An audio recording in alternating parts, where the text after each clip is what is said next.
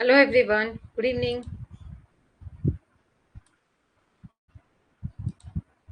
Hello अस्सलाम वालेकुम. Good evening everyone. Welcome to the fill form. मैं हूं आपके साथ आपकी अपनी सना मैम, जो आपके लिए लेकर आए हैं बिजनेस मैनेजमेंट, जिसमें हम देखेंगे आगे के कंटेंट्स को. So please join a meeting as soon as possible. Hi Varsha. Hi Garima. How are you both of you?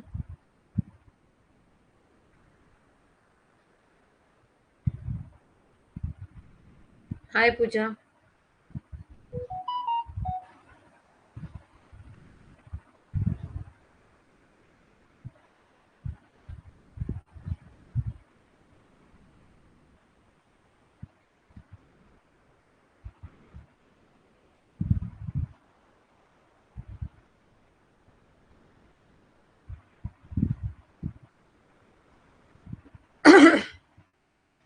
It is superb dear.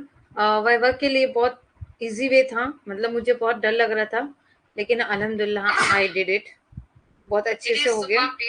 Viva के लिए बहुत एक्चुअली कैसा रहता है कि जब भी हम पीएचडी कोर्स करते हैं तो यूनिट वाइज जितना भी हमने प्रोग्रेस किया है, हर 6 मंथ के अंदर उस चीज़ का, या 3 मंथ के अंदर जैसे जैसे जो गाइडर की रिक्वायरमेंट होगी, उस रिक्वायरमेंट के हिसाब से हम वहाँ जाते हैं.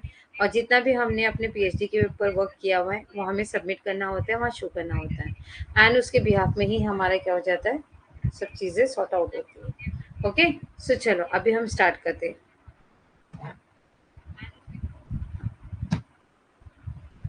ओहो Garima, very very very congratulation.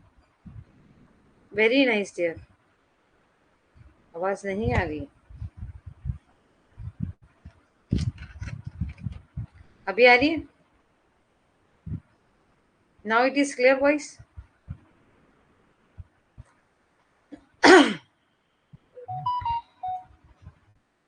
मेरी आवाज क्लियर है आप लोगों को? Please let me know.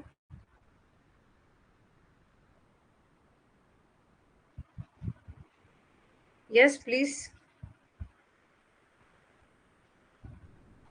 Yes. Megha आप प्लीज अपना चेक करो सिस्टम को डियर एक बार. Okay. So let we start. अब हम देखते हैं process theory of a motivation. देखो प्रोसेस, अभी कल हमने देखा था मोटिवेट करना मतलब एस्टिमेट करना, थोड़ा सा एनहांस करना, ताकि वो बंदा या बंदी जो है अपने काम में इंटरेस्ट दिखा सके और उसको और अच्छे से गोल को अचीव कर सके. तो आज तक व्रूम एक्सपेक्टेंसी थ्योरी.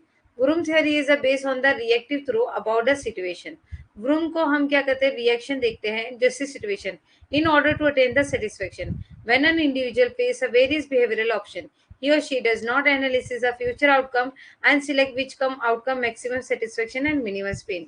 जैसे इसे हम बहुत अच्छा इंटरेस्ट देंगे और अच्छा प्रोग्रेस देंगे तो हमारा प्रोग्रेस अच्छा होगा, और वैसे ही मिनिमाइजेशन से हमारे क्या होगा, तकलीफें दूर होगी. नाउ प्रेरणा की प्रक्रिया सिद्धांत. व्रूम का प्रत्येक सिद्धांत. व्रूम का सिद्धांत स्थिति के बारे में प्रतिक्रियाशील सोच पर आधारित है. संतोष प्राप्त करने के लिए जब एक व्यक्ति विभिन्न व्यवहार विकल्प का सामना करता है तो वे भविष्य के परिणामों का विश्लेषण करता है और चयन करता है कि कौन सा परिणाम संतोष को अधिकतम करता है और दर्द को कम करता है. हम चूज करते हैं कि हमें किस बात को लेकर चलना है, जो हमारे लिए हेल्प करेगा हमें आगे बढ़ाने के लिए, ना कि हमें दर्द देने के लिए और तकलीफ देने के लिए. Vroom was of the view of a motivation is outcome of a three variable. Vroom में हमें तीन चीजें देखने मिलती है, एक्सपेक्टेंसी, परफॉर्मेंस और इंस्ट्रूमेंटलिटी.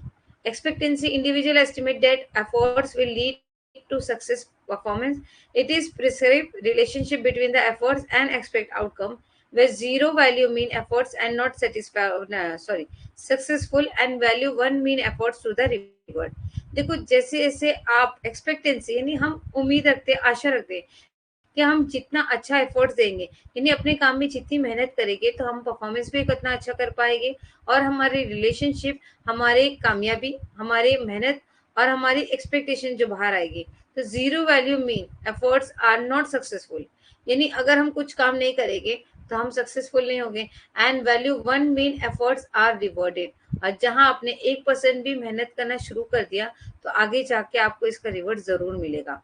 Now इंस्ट्रूमेंटलिटी. Predictions an individual make about the performance to result in the certain outcome or reward. It is believed that the performance to an instrument providing a outcome. Instrumentally यानी हम किसी भी चीज का उपयोग कर कर जो है उस चीज को आउटकम को रिवॉर्ड लेना. ऐसा देखो, इंस्ट्रूमेंटली एक व्यक्ति प्रदर्शन के बारे में भविष्यवाणी करता है जिसके परिणाम स्वरूप कुछ निश्चित परिणाम या पुरस्कार मिलते हैं. ये माना जाता है कि प्रदर्शन परिणाम प्रदान करने में सहायक होता होगी. अब आएगा balance. Value an individual give it to reward and have expectation to receive from the performance. देखो, हमको वैल्यू, कोई चीज की कीमत या कोई चीज की समझ कैसे मिलेगी जब हम उस चीज पे काम करेंगे या उस चीज को अचीव करेंगे, ये एक्सपेक्टेशन करेंगे कि वो चीज हो. Value is a positive if reward result is satisfaction. Value जो होगी पॉजिटिव हो जाएगी जबकि रिवॉर्ड होगा सेटिस्फेक्शनरी होगा. Negative if reward result is dissatisfaction. Negative होगा रिवॉर्ड में इन डिससेटिस्फेक्शन, जहां पर हम कुछ नहीं कर पाएंगे. And zero if a reward has no effect on behavioural. अगर जीरो होगा जब हमने कोई भी इफेक्ट नहीं किया होगा, कोई भी रिवॉर्ड हासिल करने की कोशिश नहीं की होगी. तो मोटिवेशन, हम अपने आप को अंदर से उजागर कैसे करते हैं? हमारे बलायन से, एक्सपेक्टेशन से और इंस्ट्रूमेंटल से. Means this theory emphasize the motivation decision making process that analyze the performance outcome and expected behavior. हम जो एक्सपेक्ट करते हैं, अगर हमने उसके ऊपर मेहनत करना शुरू कर दी, हमारा परफॉर्मेंस दिखाना शुरू कर दिया, तो डेफिनेटली हम उसको क्या करेंगे? आउटकम पे लेकर आएंगे. चैलेंज. मूल्य. एक व्यक्ति अपने पुरस्कारों को देता है जो वे प्रदर्शन से प्राप्त करने के लिए अपेक्षा करता है. मान सकारात्मक है यदि पुरस्कार से संतुष्ट मिलती है, नकारात्मकता यदि पुरस्कार से अंतर्संतुष्ट होता है, और शून्य यदि पुरस्कार का व्यवहार पर कोई प्रभाव नहीं पड़ता. Motivational balance expecting इंस्ट्रूमेंटली.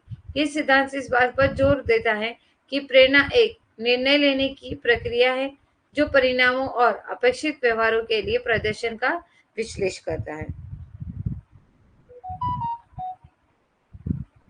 कोई बात नहीं डियर, नेटवर्क इशू का मेरे यहाँ पे भी प्रॉब्लम चलती रहती है, तो इतना कोई इशू नहीं है. आप एक बार वीडियो रिकॉर्डिंग देख लेना. आपको कुछ डाउट लगेगा, मैं यहीं पर हूँ आपके पास, आपके डाउट क्लियर करने के लिए.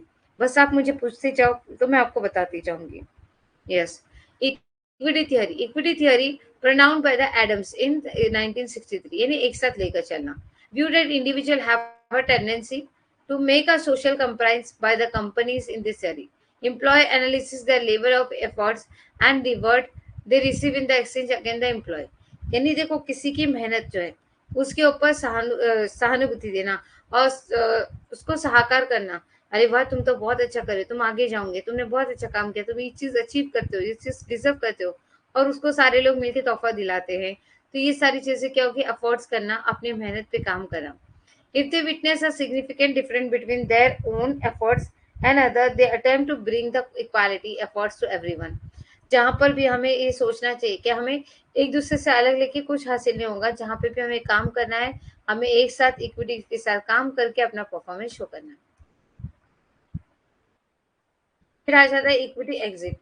When employee perceive that a ratio and efforts reward is equal for all employee with the whom comprise the made, there are the two types of inequality, overpaid and underpaid. देखो, overpaid और underpaid का क्या मतलब हो जाता है? Over मतलब पहले से दे दिया, अंडर ये नहीं देना, बाकी है. When employee perceive that the ratio efforts to reward is different, all the employee with the whom of a comparison is made. देखो, हम इक्विटी एग्जिस्ट मतलब जो भी इक्विटी शेयर होल्डर है उनको हमको कुछ तो भी रिटर्न देना रहेगा साल के आखिर में. तो या तो हम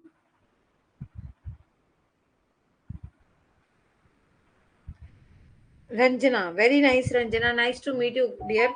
इंशाल्लाह हम बहुत अच्छे से करेंगे, और प्रोजेक्ट की डेट वगैरह भी मैं आपको दूंगी कि आपको किस तरह से नोट्स बनाने और कंप्लीट करना है. ओके डियर, फर्स्ट यूनिट हो रहा है, सेकेंड यूनिट हमारा आधा हुआ है, और हमने सेकेंड यूनिट को आधे पे जम करके हमने 6 पे जम किया. मेघा, हम 6 यूनिट पे है बेटा. मैंने नोट्स भी अपलोड किया, यूनिट नंबर 6, बिजनेस मैनेजमेंट. वालेकुम अस्सलाम नदी.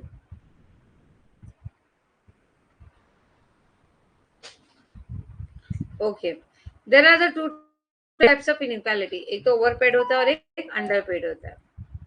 एक पोर्टर्स लॉयर्स मॉडल होता है। This series about the complex relation between the motivation, satisfaction and performance by the employee. It is a combination approach that include element of almost all the other motivation theory. This model is based on the three signification variable: motivation, employee skill and ability, and employee own and role prescription of employ relevant from the expectation. Porter's Lawler क्या कहता है कि ये complex relationship है between motivation and satisfaction and performance of the employee. It is a combination approach that includes the element of almost other motivation theory. In the sense, potters law क्या कहलाता है, जैसे अगर हमें किसी को मोटिवेट करना है तो हमें उसको काम में सेटिस्फेक्शन लाना पड़ेगा, उसकी परफॉर्मेंस को सराहना पड़ेगा और उसे एम्प्लॉय को अचीव करना पड़ेगा। It is a combination of a approach, यानी हमें एक काम से किसी की भी मोटिवेशन नहीं बन सकता, हमें हर एक काम को एक साथ मिक्स करके उसको कंबाइनली अप्रोच करना होगा। जब हम उसे कंप्लाइंगली अप्रोच कर लेंगे तब हम उसे क्या कहेंगे, पोर्टर्स लॉ मॉडल, जिससे हम क्या करेंगे, मोटिवेशन को क्या करेंगे, डिलीवर्ड करेंगे। This model is based on the three signification variable: motivation of a employ, skill and ability an employ. जिसके अंदर हम देखेंगे कि एक एम्प्लॉय जिसको एक मोटिवेट कर दिया गया कि हाँ आप ये काम कर सकते हो, आपके अंदर ये क्षमता है कि आप ये चीज को अच्छे से करके दिखा सकते हो, उसके अंदर वो स्किल है, उसके अंदर वो क्वालिटी है जिस चीज को वो आगे बढ़ा सकता है, and ability and employ own and the role prescribe employ relevant of expecting job. जैसे जैसे एबिलिटी उसकी इंक्रीज होती जाएगी उस काम के प्रति वो अपनी चीजें क्वालिटी को शो करेगा, एम्प्लॉय से उसके ओनर्स बढ़ते जाएंगे और उसकी स्किल डेवलपमेंट होती जाएगी और वो क्या करते जाएगा, आगे ग्रोथ होता जाएगा। Now goal setting theory.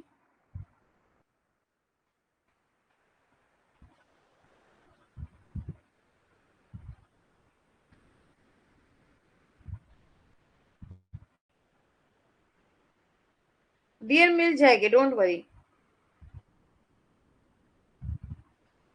Okay, first unit के, हाँ जीतू सर से बात करो, टेक्निकल इशू की वजह से कभी कभी उड़ जाता है और आपको मिल जाएगा।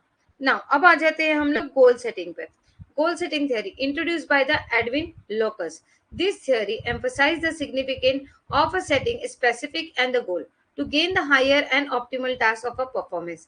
जैसे जैसे हम क्या करेंगे, दिस थ्योरी को हम सिग्निफिकेंट सेटिंग करेंगे, specific and goal to gain higher and optimum task. Principle of the goal setting theory that state goal should be specific, realistic and challenging.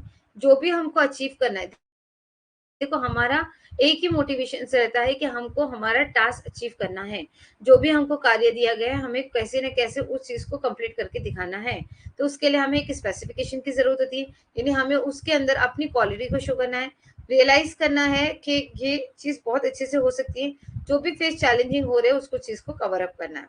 ना employ participation in the goal setting make acceptable. जैसे जैसे आप देख रहे हो कि आप मेहनत कर रहे हो तो लोग एक साथ में आपके क्या बढ़ते जा रहे हैं, आपके कार्य को आगे सराहने के लिए, इंप्रूवमेंट देने के लिए। तो इसे कहते हैं एम्प्लॉय पार्टिसिपेशन। हमारे घर में वेडिंग वगैरह होती है, जब वेडिंग वगैरह होती है तो घर वाले इनवाइट करते हैं कि आइए आज आपको खाने का दावत है। तो क्या कंपलसरी जो घर में चार लोग हैं बस वही खड़े रह के दावत को परोसेंगे? नहीं, वो लोग आएंगे ना कि चलो हम भी दावत में, तो हम इन लोगों को थोड़ा सा खाना पीना परोस देते हैं। यानी जो नहीं जाने वाले वो लोग भी ग्रुप बनाते हैं और लोगों की सहायता करने के लिए खड़े हो जाते हैं। तो it is called employ participation. क्या करना है, शादी का जो खाना है मेहमानों को अच्छी तरह से खिलाए और दावत क्या हो, सक्सेसफुली हो। तो it is called about employ participation. Okay, लक्ष्य निर्धारण सिद्धांत एडविन लोग द्वारा पेश किया गया है। ये सिद्धांत उच्च और इष्टतम कार्य प्रदर्शन हासिल करने के लिए विशिष्ट और महत्व पर जोर देता है। लक्ष्य निर्धारण सिद्धांत के सिद्धांत बताते हैं कि लक्ष्य विशिष्ट, यथार्थवादी और चुनौतीपूर्ण होने चाहिए, यानी हमें चैलेंजिंग होने चाहिए। कार्य जी चुनौतीपूर्ण होगा, पुरस्कार उतना ही अधिक होगा और प्रेरणा भी उतनी ही अधिक मिलेगी। जितना डिफिकल्ट टास्क आप अचीव करोगे उसी उसके लिए आपको उसी में सराहा जाएगा। यस, लक्ष्य निर्धारित में कर्मचारियों के भागीदारी इस कर्मचारियों के लिए स्वीकार्य बनाती है और प्रेरणा करने के रूप में कार्य करती है। यानी एक साथ मतलब हम अचीव करेंगे करके ये लोग कोशिश करके उसे आगे बढ़ाते हैं। एक प्रभावी लक्ष्य में फीडबैक भी शामिल होना चाहिए जो कर्मचारियों के बेहतर कार्य प्रदर्शन में योग्यता देता है। लाइक बैंकिंग सेक्टर भी हमारे साथ जुड़ी भी होना चाहिए। जहां जहां लोगों को फाइनेंस की जरूरत होगी वो उस हिसाब से उनको फाइनेंस प्रोवाइड करेगा। आत्मदक्षता का स्तर जितना अधिक होगा कर्मचारियों का योगदान उतना ही अधिक होगा। इस सिद्धांत के अनुसार प्रेरणा लक्ष्य को प्राप्त करने के लिए देश में तर्क संगठन व्यवहार का परिणाम होता है।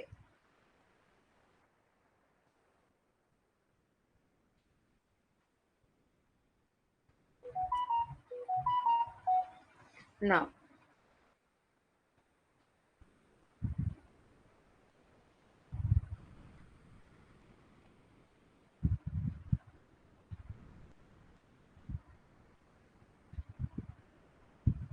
now Skinner reinforcement theory, propounded by the Skinner and his associate. Skinner reinforcement theory is based on the law of effect theory.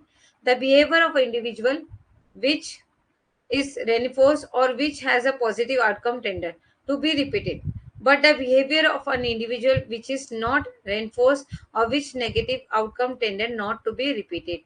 देखो इनका क्या कहना है, रेनफोर्स थ्योरी का मतलब क्या होता है, लॉ ऑफ इफेक्ट। यानी लॉ ऑफ इफेक्ट हम क्या क्या चेंजेस लेकर आ रहे हैं कार्य करने के लिए। The behaviour of individual which reinforce or which has positive outcome tended to repeat it। देखो हम जो काम कर रहे हैं उसके लिए हम, but behaviour of individual which is not reinforce, जहां पर भी हमें ऐसा लगता है कि ये बंदा ये काम नहीं कर पाएगा, हम काम नहीं करते, on which has negative outcome tendent is not to be repeated, हम उसे बार बार उसी को काम देकर उस कार्य को खराब नहीं करेंगे। हम उसको कुछ और टास्क दे देंगे जो इंटरेस्टेड नहीं है, और जो इंटरेस्टेड है उसको काम देकर उसे काम करवाएंगे।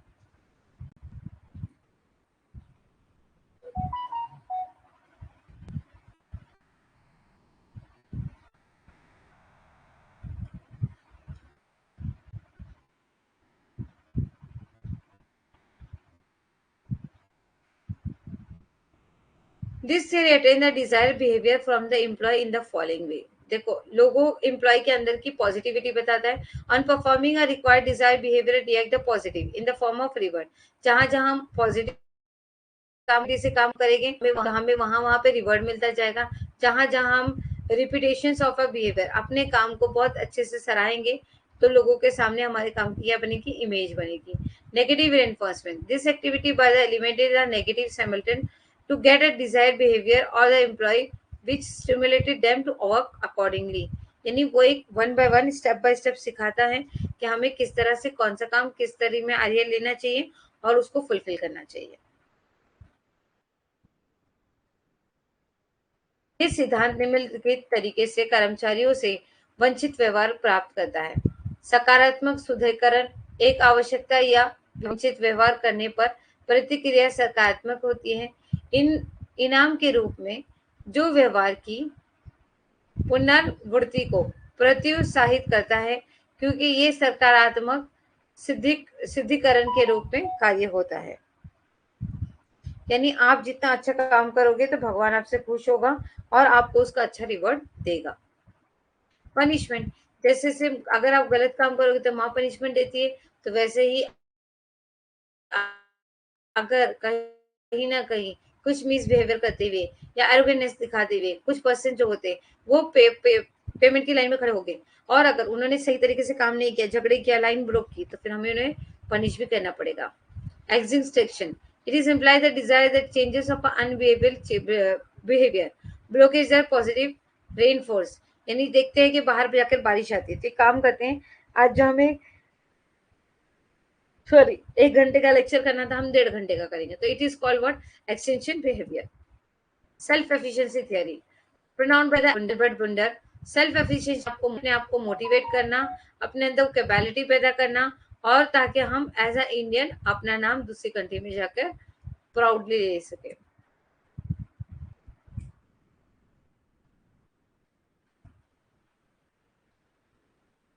Now it is clear. हाँ, for example X theory.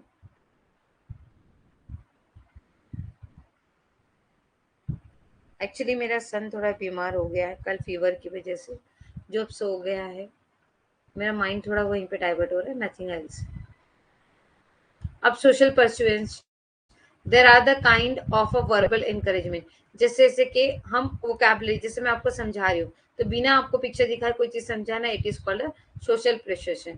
Psychological and emotional stars, यानी हम क्या करेंगे, साइकोलॉजिकल बच्चों का टेस्ट किस तरह से लिया जाता है हमारे यहाँ, उन्हें बिठाया जाता है, उनसे रिलेटेड कुछ क्वेश्चंस पूछे जाते हैं यस और नो में। देन उनकी बेसिक नीड पूछी जाती है, उनका बेसिक सब्जेक्ट पूछा जाता है। तो इससे हम उसकी साइकोलॉजी को क्या कर सकते हैं, रीड कर सकते हैं।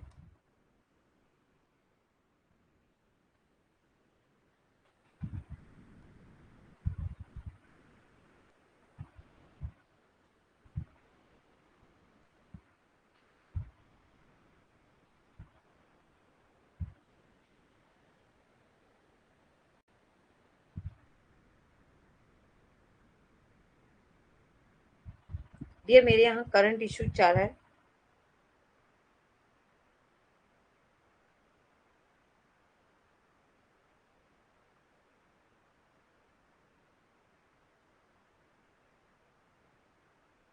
समझो किस तरह कंपल्सेशन से चाहती है, और फिर तुमको क्या करना है, उस चीज को अचीव करना। तो वो क्या कहलाते हैं हमारे लिए, लीडरशिप के लिए एजेंट, हमारे जो भी रहेगा, जैसे हम कुछ भी नाम दे दो, ओके, वो हमारे लिए मेहनत का काम कर रहे हैं।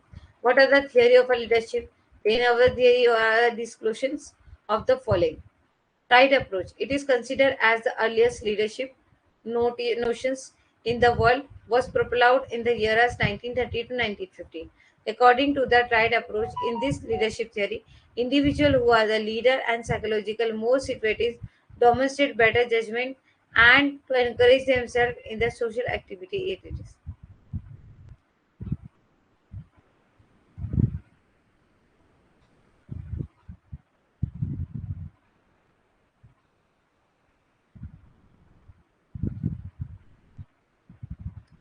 लीडरशिप थियरी में बेटा सिर्फ एक ही चीज याद रखो, लीडरशिप का वर्ल्ड के अंदर पॉपुलर हुआ था 1930 से 1950 में। इसके अंदर हमने क्या किया था, जो इंडिविजुअल साइकोलॉजिकल उस सिचुएशन को मैनेज कर सकता है, जज कर सकता है, हैंडल कर सकता है, तो हम उसे लीडरशिप का क्या देंगे, चांस देंगे। समझ में आया?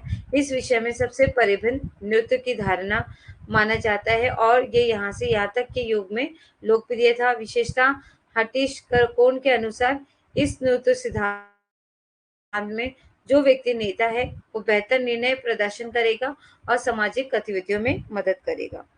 ओके, सो आज के लिए मैं बस इतना ही करती हूँ, क्योंकि 3 से 4 घंटा अगर एक साथ क्लास में बैठोगे तो आपको परेशान हो जाओगे। वैसे भी हमारा थोड़ी सी स्लाइड बची है, लेकिन इंशाल्लाह we will go and continue as an tomorrow. You just take a rest.